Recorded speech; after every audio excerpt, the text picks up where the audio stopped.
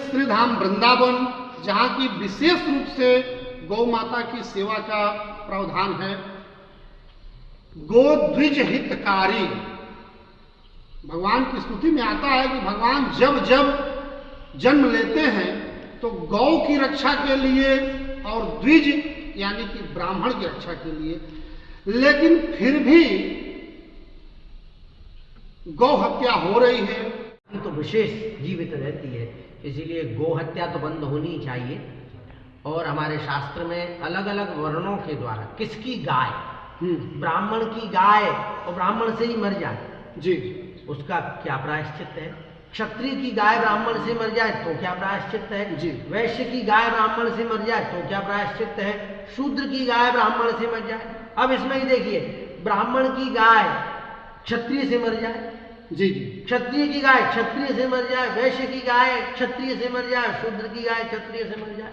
ऐसे ही अलग अलग है। वैश्य की गाय वैश्य से, वैश्य की गाय ब्राह्मण से, वैश्य की गाय क्षत्रिय से। कई दिन लग जाएंगे इस शास्त्रार्थ में जी, तो समझ रहे हैं। और उसको समझने के लिए बहुत व्यापक समय और बहुत ज्यादा बुद्धि भी चाहिए होती है। वर्तमान में हमारे पास में एक विषय आया, करौली जिले में मासलपुर एक स्थान है, उस क्षेत्र में एक गांव है वर्ते का पुरा जी। उसमें कुछ लोगों ने, किसानों ने, गाय खेतों में नुकसान करती थी, इसीलिए उनसे बचने के लिए गायों को और वृक्षों से बांध दिया। अरे राम राम, हाँ हाँ। और बांध करके और कुछ दिन के लिए भूल गए। 10, 15, 20 दिन हो गए, गायें भूखी तड़पते तड़पते। महाराज जब उनको ध्यान आया तो गायें जिंदा तो थी, मृत तुल्य हो गई थी। खोला, कुछ दिन जिंदी रही और मर गई। उन्होंने जो है खुद अपने हिसाब से प्रायश्चित किए, गांव वालों ने उनको गांव से छेक दिया, गांव से छेकने का मतलब अलग कर दिया पूरे परिवार को। और उन लोगों को जो गो हत्यारे थे, 3 लोग थे, उसमें एक व्यक्ति ऐसा था जो पिछली साल कर चुका था। अरे राम, हाँ। और उसमें कुछ लोग तो ऐसे हैं जो 3 लोगों में कि गाय रखते हैं, गायों के बछड़े मार देते हैं, दूध नहीं पिलाते उन बछड़ों को, जल्दी खत्म कर देते हैं, बस केवल गाय को केवल दूध दोहने के काम में लिया जाता है। हाँ, गाय को केवल दूध दोहने के काम में लिया। ऐसे भी ये तो महाराज बहुत घोर अन्याय है। हाँ, ये तो बहुत ही घोर अन्याय। बिल्कुल। तो वो लोग क्या करते हैं कि बछड़ों को मार देते हैं और गायों को दूध बेचने के काम में लिया जाता है। तो ऐसे पापी हैं। इन्होंने, इन 3 लोगों ने मिलकर के गाय को मार डाला।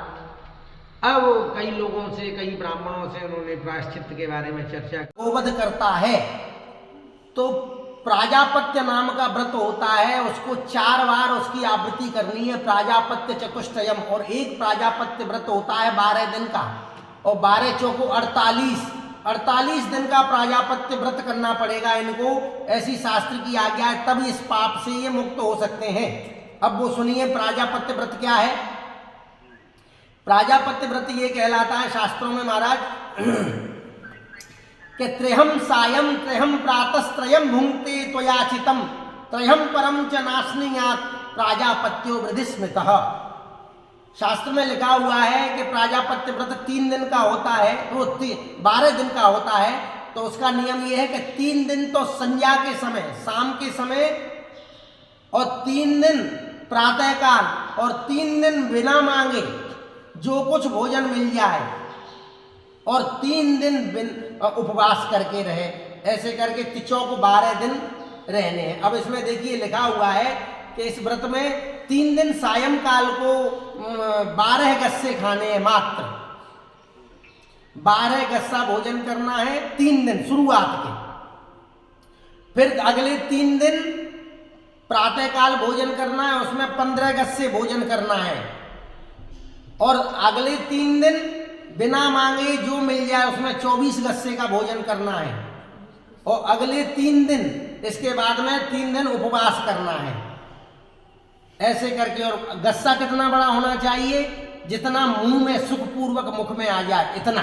ऐसे करके ये आवृत्ति 4 बार हो गए तो 12 चौको 48 दिन गांव से बाहर रहे, और इतना ही अन्न दिया जाए इनको। लोटा डोरी दे दो, हमारे गांव के लोगों के आहार व्यवहार से इनको मुक्त किया जाए। किसी की शक्ल नहीं देखें, इनको कोई नहीं देखे, क्योंकि ऐसे पापियों की शक्ल देखने से भी उसको भी पाप लगता है।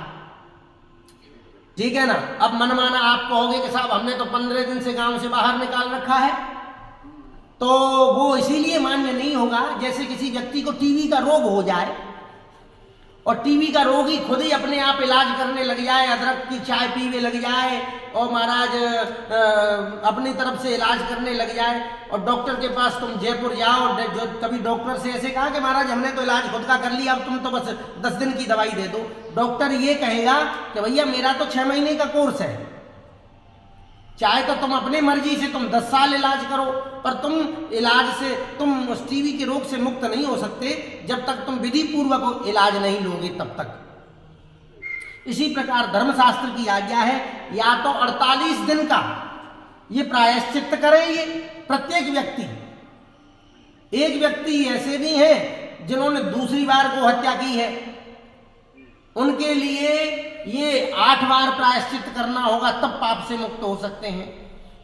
अब समस्या ये आती है कि अगर ये नहीं कर पाए तो महाराज शास्त्र कहता है तद असक्तौ, अगर ऐसी अवस्था में कोई व्यक्ति असक्त है तो उसके लिए लिखा हुआ है कि 4 तोला सोने की गाय बना के और गंगा जी में अपने पंडाकों या कोई भी श्रेष्ठ ब्राह्मण को देवे।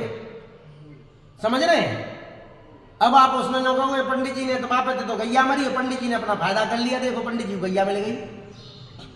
ठीक है, उसमें पुरोहित हम तो किराया भी नहीं लेंगे आपसे, जब ये तुम्हारे जो को हत्यारे जाएंगे ना, हम अपने किराए से जाएंगे गंगा जी, तुम अपने पंडा के लिए दीजिए, तुम्हें जो उचित ब्राह्मण लगे उसको दीजिए।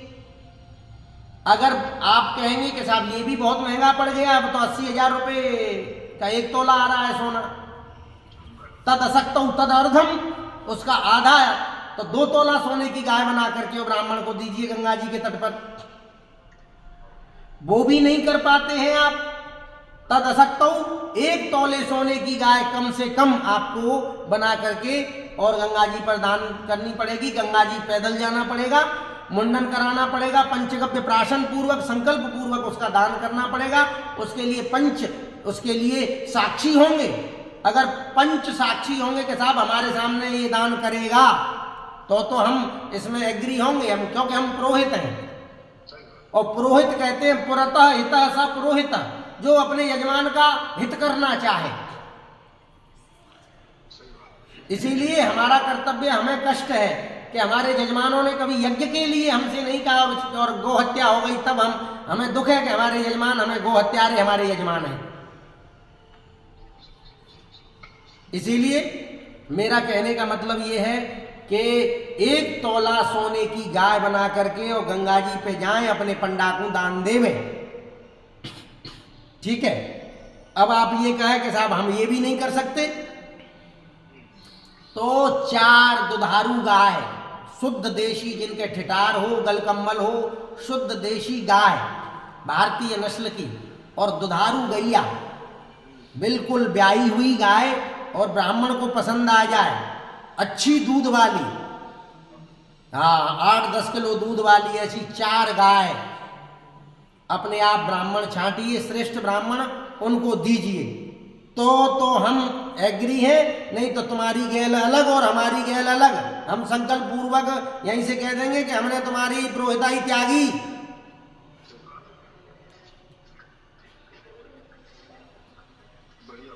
हाँ महाराज, हमारी बात में कोई गलती हो तो पंचो क्षमा करियो।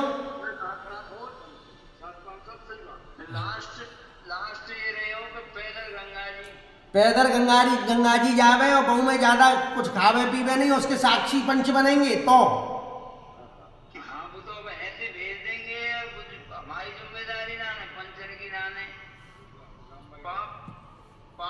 पाप सगरे पे ही होगा। हाँ, उसमें भी गंगा जी जाने की विधि है, मुंडन करके गांव से। अरे यहाँ से वहां अलग होगा, गांव में यहाँ से मुंडन करते हुए पैदल जामे नंगे पैर, और पंचगव्य प्राशन, गाय का गोमूत्र, गाय का गोबर, देशी गाय का गोमूत्र, गोबर, गाय का दूध, गाय का दही और घी मिला के मंत्र पूर्वक हम यहाँ से मंत्र बोलेंगे, पंचगव्य प्राशन कराया जाए इनको।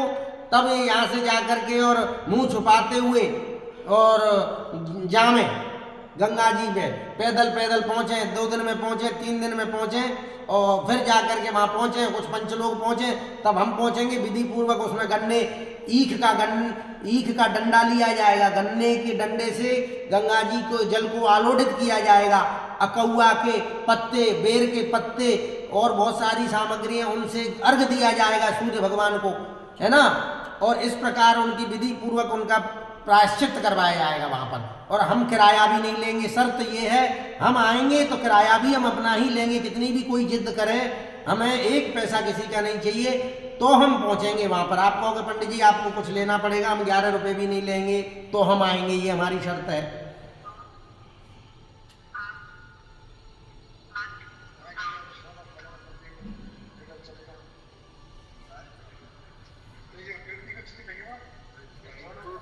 नहीं, वो सोने की बना के या फिर 4 गाय,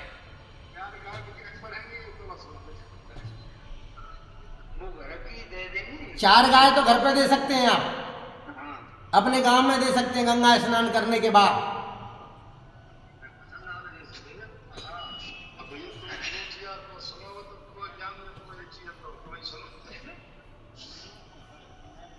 अगर ये काम नहीं कर सकते हैं तो हमारा कोई नाता नहीं है, ना हम इनके पुरोहित ना है हमारे यजमान।